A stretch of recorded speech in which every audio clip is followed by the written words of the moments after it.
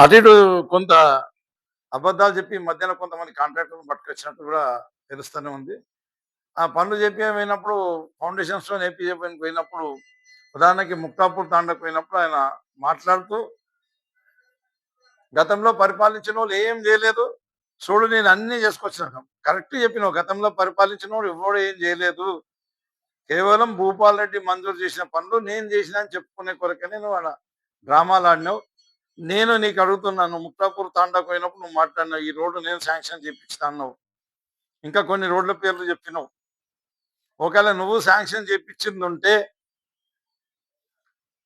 ఆ proceeding copy, sanction proceeding copy, GO copy ఏదంటే చూపెట్టు.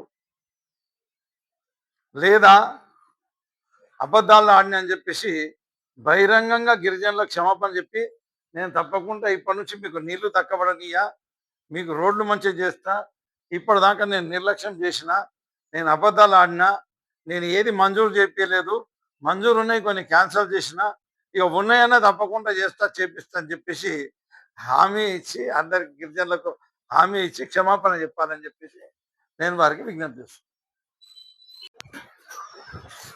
గైరాన్ తాండా 2 తాండాలు ఉన్నాయి. గైరాన్ తాండాలు 2 తాండాలు ఉన్నాయి. అది గ్రామ పంచాయతీ చేసింది కూడా బీఆర్ఎస్ పార్టీ. ఆ గైరాన్ తాండాలకు గత 50 సంవత్సరాల కాంగ్రెస్ పరిపాలనలో కనీసం రోడ్డు కూడా వేయలేదు. ఫార్మేషన్ రోడ్డు కూడా వేయలేదు ఆ గైరాన్ తాండాకు. మేము అధికారంలోకి వచ్చిన తర్వాత, బీఆర్ఎస్ పార్టీ అధికారంలోకి వచ్చిన తర్వాత గైరాన్ తాండాకు రోడ్డు శాంక్షన్ చేసినాము. బీటీ రోడ్, డాంబర్ రోడ్డు శాంక్షన్ చేసినాము. తర్వాత బ్రిడ్జి కూడా శాంక్షన్ చేసినాం. ఎందుకంటే మధ్యాహ్నం వాగున్నది. ఆ వాగు మూలంగా ఎన్నోసార్లు ఎన్నో ప్రమాదాలు జరిగి ఎంతో మందికి అవస్థలు అయినాయి కాబట్టి దానికి సపరేట్గా రోడ్డు కాంట్రాక్టర్కు బ్రిడ్జ్ ఇస్తే రోడ్డు కాంట్రాక్టర్ చేయడు కాబట్టి బ్రిడ్జ్కు సపరేట్ కాంట్రాక్ట్ పెడదామని చెప్పేసి బ్రిడ్జ్కు సపరేట్ శాంక్షన్ చేయించి అప్పుడు ఒక కాంట్రాక్టర్ పట్టుకున్నాడు కూడా.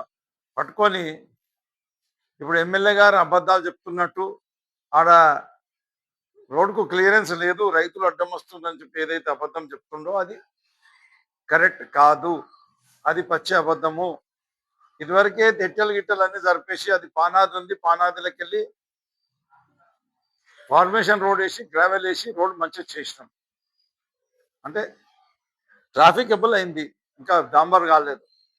కాంట్రాక్టర్కు డబ్బులు బిల్లులు రాకపోవడం మూలంగా ఈ ప్రభుత్వం కమిషన్ల ప్రభుత్వం, కమిషన్లు ఇస్తేనే డబ్బులు ఇస్తున్నారు కాబట్టి, పేమెంట్ చేస్తున్నారు కాబట్టి, అది కూడా కమిషన్లు ఇచ్చిన తర్వాత 6 నెలలకో ఏడాదికో పైసలు వస్తున్నాయి. ముందు అడ్వాన్స్ ఇవ్వాలి, కాంట్రాక్టర్ పని చేయాలి, అడ్వాన్స్ ఇవ్వాలి. 6 నెలలకో ఏడాదికో బిల్లులు వస్తున్నాయి కాబట్టి ఆ ఇంట్రెస్ట్ తట్టుకోలేక, ఆ కమిషన్లు తట్టుకోలేక పని చేస్తే పని నాశనకమైన పని చేసి కమిషన్లు ఇస్తే చెడ్డ పేరు వస్తుందనే ఆలోచనతో ఆ కాంట్రాక్టరు ఇంకా నా వల్ల కాదని చెప్పేసి వదిలిపెట్టేసి వెళ్ళిపోయాడు.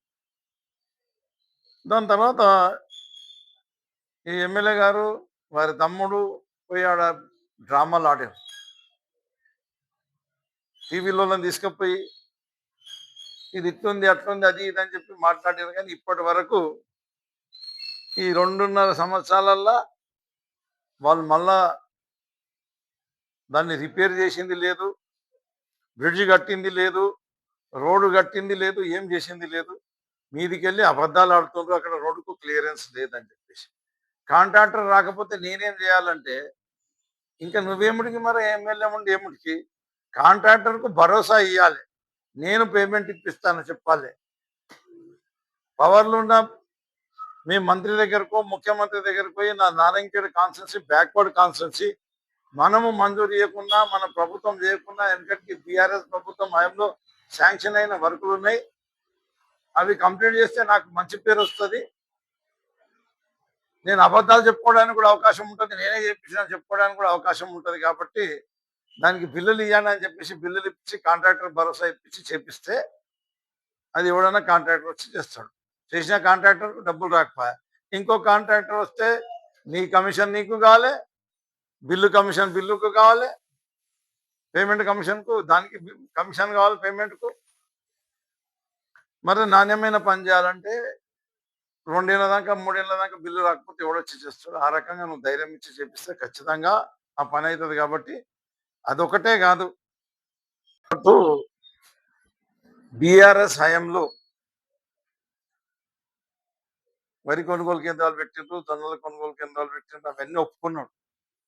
గత కాంగ్రెస్ ప్రభుత్వంలో అంటే తెలంగాణ రాష్ట్రం రాకముందు ఉమ్మడి రాష్ట్రంలో కాంగ్రెస్ ప్రభుత్వంలో వీళ్ళు రైతులని మొత్తం విస్మరించారు. రైతులు పండించిన ధాన్యం అసలే కొనలేదు. మేము అధికారంలోకి వచ్చిన తర్వాతనే రైతులు కొన్న ప్రతి ఒక్క ధాన్యం పండించిన ప్రతి ఒక్క ధాన్యం కొనుగోలు చేసినాం. అది పెసర్లు కానీ, మినుములు కానీ, కందులు కానీ, శనగలు కానీ, మక్కలు కానీ, జొన్నలు కానీ, వరి పంట కానీ, ఈవెన్ ఉల్లిగడ్డ కాడికెళ్ళి ఒకసారి రేట్ లేకపోతే ఉల్లిగడ్డ కాడికెళ్ళి కొన్న ఘనత మాదే. మీరు అధికారం ఉందని గత 50 సంవత్సరంలో అధికారంలో ఉండి ఏ ఒక్క పంట కూడా రైతుల దగ్గరికి వెళ్ళి కొనుగోలు చేయలేదు. ఇప్పుడు మేము కొనుగోలు చేసిన అప్పుడు ఏ రకంగా అయితే కొనుగోలు చేసినామంటే ఎక్కడ తరుగు లేకుండా ఎక్కడ ఇబ్బంది లేకుండా ఏ ఒక్క రైతు వచ్చి షికాయత్ చేసినా, సార్ నా దగ్గర కిలో పెడుతుండ్రు, కిలోన్నర పెడుతుండ్రు అంటే ఎంబడే ఫోన్ చేసి ఆ సెంటర్లకు మందలించి, రైస్ మిల్లర్లకు మందలించి కంట్రోల్ చేసి రైతులకు ఇబ్బంది కాకుండా చూసుకున్న ఘనత అప్పుడు మాది. అట్లనే జొన్నల విషయంలో కూడా 50 ప్లస్ 650 గ్రాముల బస్తా ఉంటుంది. 650 గ్రాములు కాకుండా, ఎందుకంటే ట్రాన్స్పోర్టేషన్ ఆన్లైన్లో ఏమైనా లాస్ అవుతుందని మార్కెట్ వాళ్ళు కిలో పెడుతుంది. ఆ కిలో కాడనే నేను గడబడి చేస్తుంటే కిలో పెట్టొద్దని చెప్పేసి మీరు అధికారంలోకి వచ్చిన తర్వాత మీరు ఇప్పుడు వడ్లు ఒక్కో క్వింటల్కి 20 కిలోలు కూడా కొట్టేసారు. నీ రైస్ మిల్ల కూడా నువ్వు అధికారంలో ఉన్నప్పుడు ఈ నారాయణఖేడ్ సరౌండింగ్లో మొత్తం ప్రతి సంచికి వాళ్ళని మేనేజ్ చేసి ప్రతి సంచికి 2 కిలోలు అంటే ఒక క్వింటాల్కి 5 కిలోల వడ్లు దీనిపోయినావు, వడ్ల పైసలు దీనిపోయినావు వాళ్ళే నీ రైస్ మిల్ల కొరకే. ఇప్పుడు కూడా అక్కడక్కడ నువ్వు వరి కొనుగోలు కేంద్రానికి వెళ్ళినప్పుడు నీకు షికాయత్ చేసిందట. ఉదాహరణకి భుజంపల్లి విలేజ్, శంకర్పేట మండలం భుజంపల్లి విలేజ్లో షికాయత్ చేసిందట రైతులు, కాంగ్రెస్ వాళ్ళే. సార్ ఇష్టం వచ్చినట్టు తరుగు తీసుకుంటున్నారు సార్, ఈ రైస్ మిల్ 4-5 కిలోల కాడికి ఒక సంచికి అడుగుతుంది సార్, ఏం చేయాలని అంటే అప్పుడు బీఆర్ఎస్ ప్రభుత్వం ఉన్నప్పుడు ఏమనలేదు. ఇప్పుడు ఇవన్నీ నాకు చెప్తున్నారా, అది పడేట నిలగొట్టినట్టు. అంటే నీకు వాళ్ళకు లింకులు ఉన్నాయి కాబట్టి ఆ పైసలు వస్తాయి కాబట్టి ఆ విషయం కూడా ఎవరో కాదు, మర్ర మీ కాంగ్రెస్ రైతులే నా దగ్గరకు వచ్చి ఇట్లా చెప్పారు. మీరన్నా చెప్పండి సార్, ఇక మా ఎమ్మెల్యే చెప్తే ఇట్లా అన్నాడంటే ఎంబడే రైస్ మిల్లర్లకు మాట్లాడి అట్లా తీసుకుంటే బాగుండదని చెప్పేసి కలెక్టర్కు మాట్లాడి, మెదక్ కలెక్టర్కు మాట్లాడి చెప్పడం జరిగింది. మరి అడిషనల్ కలెక్టర్ ఆయనకు మాట్లాడి చెప్పడం జరిగింది. చెప్పి అయినా కాడికి కంట్రోల్ చేయడం జరిగింది. మీ పీరియడ్లోనే జొన్న లెక్క తీసుకున్నారు, 50 బదులు 52 కిలోలు తీసుకున్నారు. బస్తాలు ఇవ్వకుండా పైసలు వసూలు చేసిండ్రు. బస్తాలు వాళ్ళే తెచ్చుకున్నారు, రైతులే తెచ్చుకున్నారు. ఆ బస్తాలు మీరు బయట అమ్ముకున్నారు. హమాలి పైసలు రైతులే పెట్టుకున్నారు. అవి హమాలి పైసలు మీరు అక్కడ తెచ్చుకొని తినిపోతుండ్రు. అదే మాదిరిగా ప్రతి బిల్లు ఇప్పుడు బిల్లు చేస్తారు కదన్న, ఒక రైతుకు 20 క్వింటాల జొన్నలు ఇచ్చిండే చేయాలంటే వాళ్ళ దగ్గర 2,000 రూపాయలు వసూలు చేసిన ఘనత మీది. ఈ రకంగా రైతులను దోసుక తిన్నది మీరు, మేము కాదు.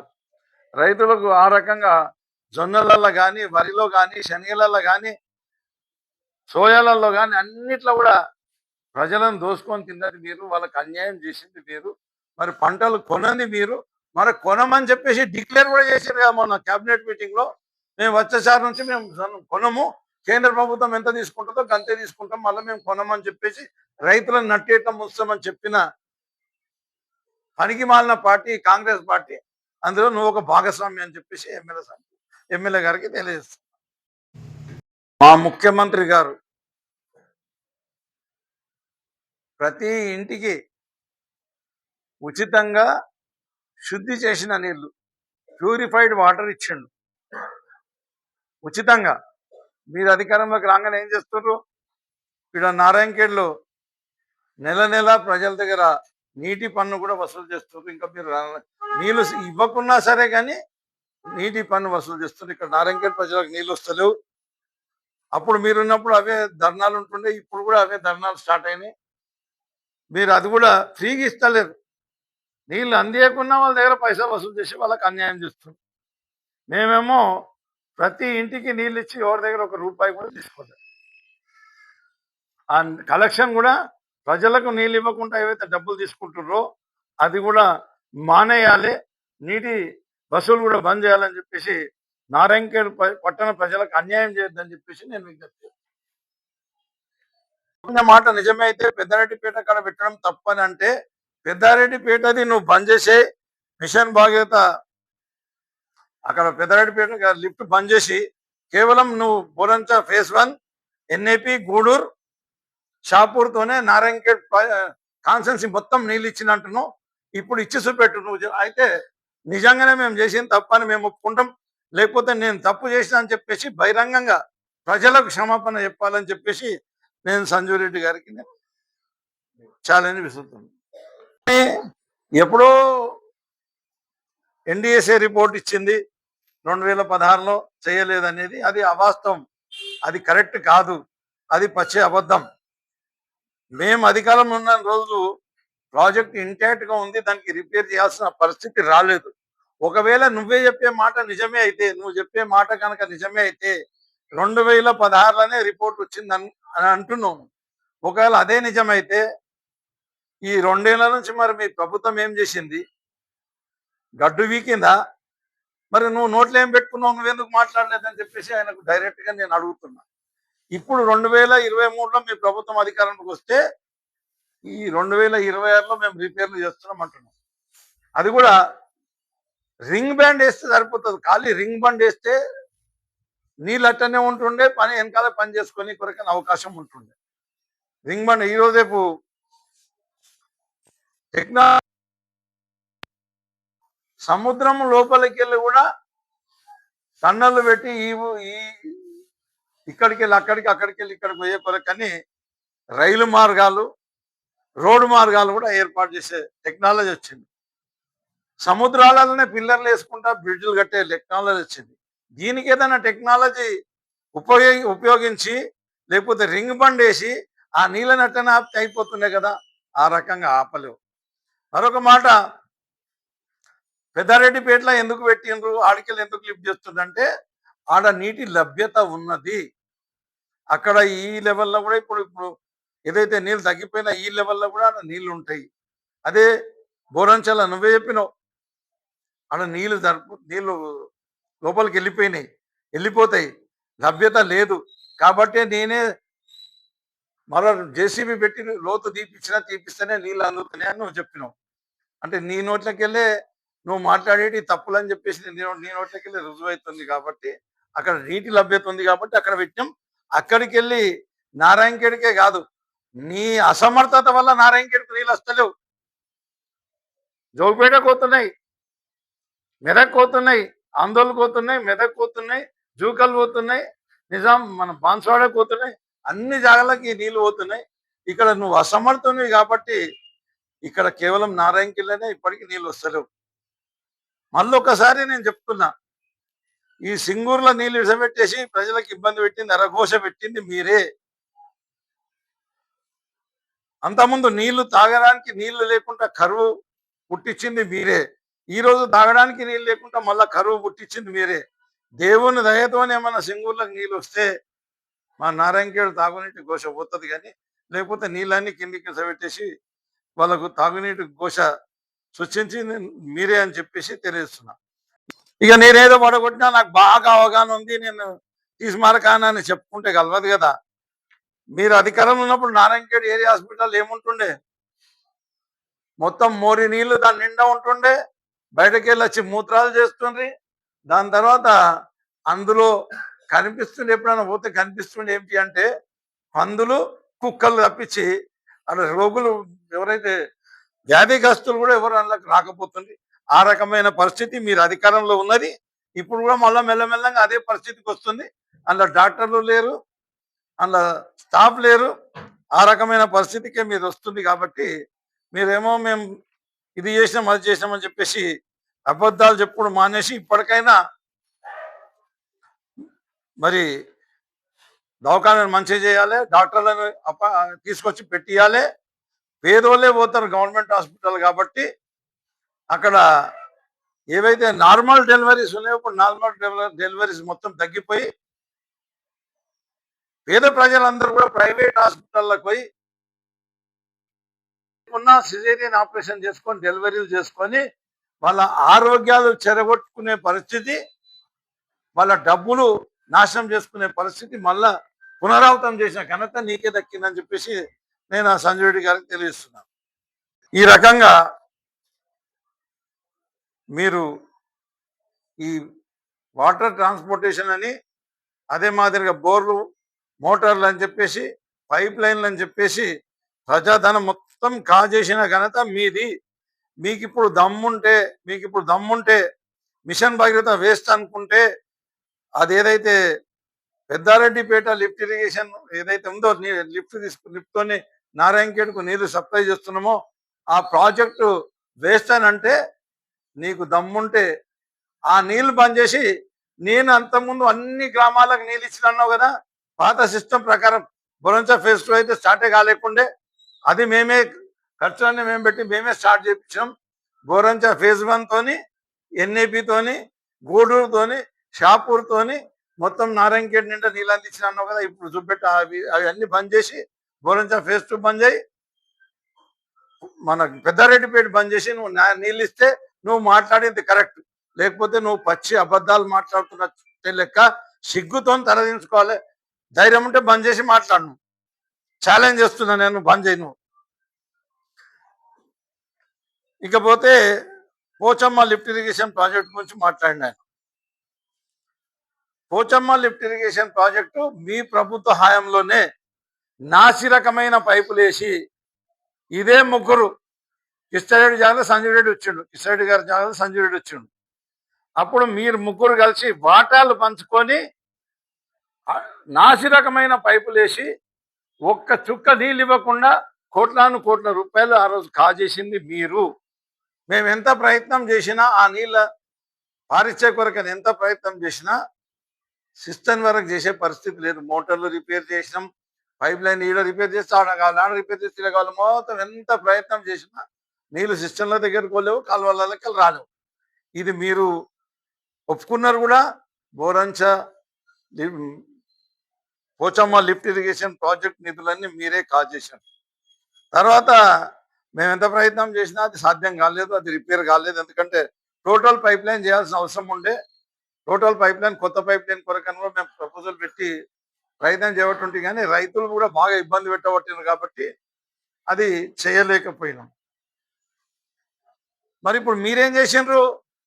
2 సంవత్సరాల కింద మన ఇదే ముగ్గురు నాయకులు మళ్ళా స్కీమ్ పెడదాం, పంచుకుందాం, తినిపోదాం అనే ఉద్దేశంతో మరి ఇప్పటికే బిల్లులు గిట్ల లేచినాయా లేవలేదా నాకైతే తెలియదు.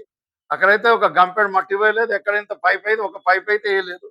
మళ్ళా శాంక్షన్ చేసినామని చెప్పి ఈ ముగ్గురు కలిసిపోయి ఫౌండేషన్స్తో వేసి కొబ్బరికాయలు కొట్టొచ్చారు. ఏమైంది మరి? ఎన్ని నీళ్ళు ఇచ్చినావు చెప్పు.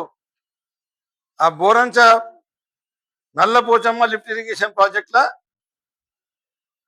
మీరు డబ్బులు కాజేసి రైతుల పేర్ల మీద డబ్బులు నొక్కేసిన ఘనత మీది.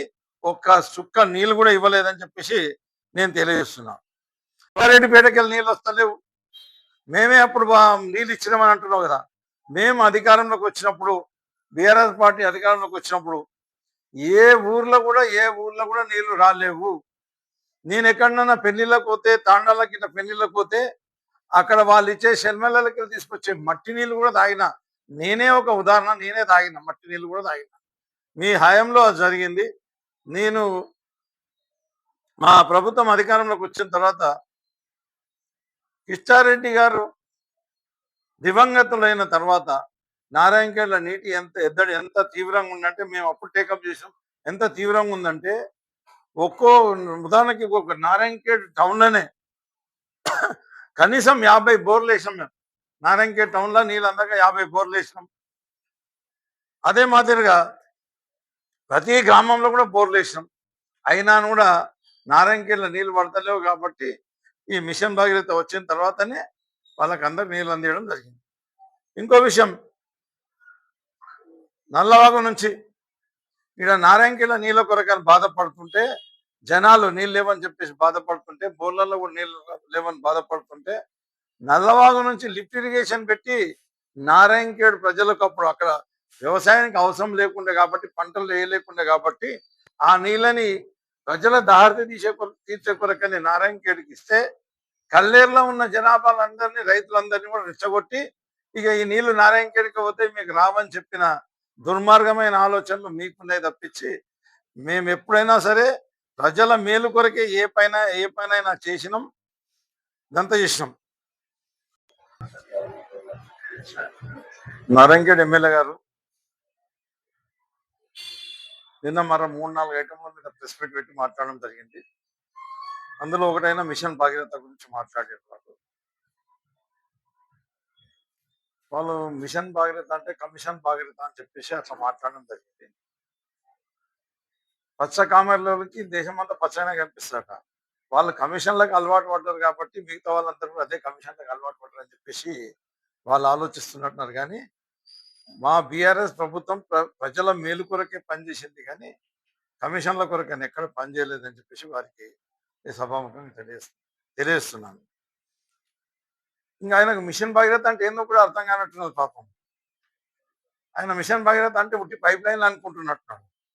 మిషన్ భగీరథ అంటే ఉట్టి పైప్ లైన్లు కాదు, ఆడ ఇంటేక్ వెల్ ఉంటుంది, తర్వాత ఆ వాటర్ ఫిల్టర్ ఉంటుంది, ఫిల్టర్ తర్వాత పంప్ హౌస్ ఉంటుంది, ఆ పంప్ హౌస్కి వెళ్ళి మళ్ళీ వచ్చి గొర్రెకల దగ్గర ఒక సంప్ ఉంటుంది, ఆడికెళ్ళి మరో లిఫ్ట్ చేస్తారు. లిఫ్ట్ చేసిన తర్వాత ఇటు నారాయణఖేడ్లో 2 సంపులు ఉన్నాయి, ఒకటి ఎలుగోయ్ అంటారు, ఒకటి మన తుర్కవాడుగా ఉంటాం. ఈ సంపులు కట్టి OHBR tanks, over head balancing reservoir tanks కట్టినాము. తర్వాత ప్రతి ఊరికి ప్రతి తాండాకు వాటర్ ట్యాంక్స్ మొత్తం 323 ఓహెచ్ఎస్ఆర్ ట్యాంక్స్, 320 ఓహెచ్ఎస్ఆర్ ట్యాంక్స్ కట్టి ఇంటింటికి పైప్ లైన్ వేసి నీళ్ళు ఇచ్చినది, దాన్నే మిషన్ భగీరథ అంటారు. మీ లెక్క కమిషన్లు తీసుకొని కౌలాస్ నాలా ప్రాజెక్టు, ఉదాహరణకి కౌలాస్ నాలా ప్రాజెక్టు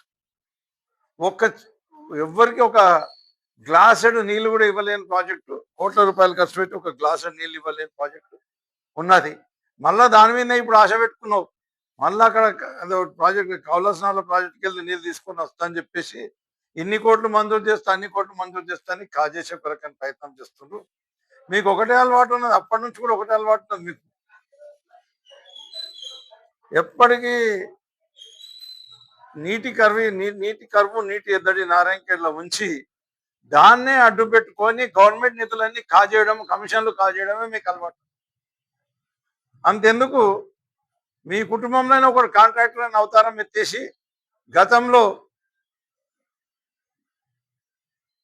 వాటర్ సప్లై చేయకుండా మెయింటెనెన్స్ కాంట్రాక్ట్ తీసుకొని నెలకు లక్షల రూపాయలు కాజేసిన ఘనత మీకు దక్కింది. ఇదే కాకుండా అసెంబ్లీ కాన్స్టిట్యుయెన్సీ డెవలప్మెంట్ నిధులని ఉంటాయి. అసెంబ్లీ కాన్స్టిట్యుయెన్సీ డెవలప్మెంట్ నిధులు నా దగ్గర రికార్డు ఉంది.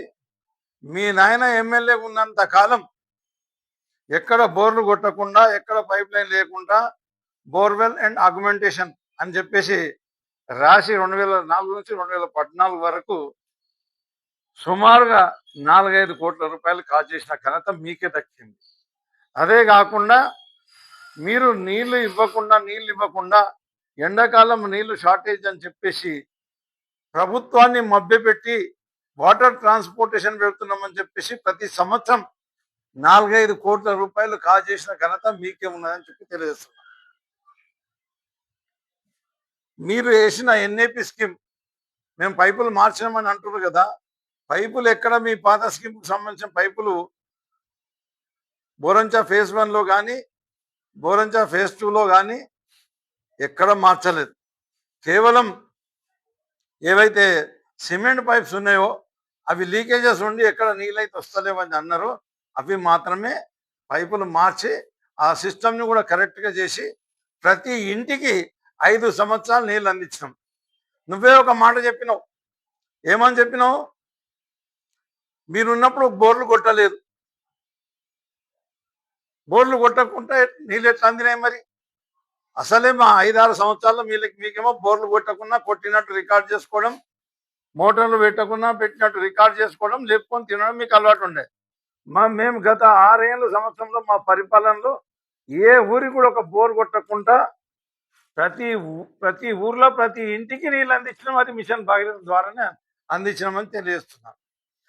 Hi, this is Swati Dikshit. Please subscribe to SKS Fly TV.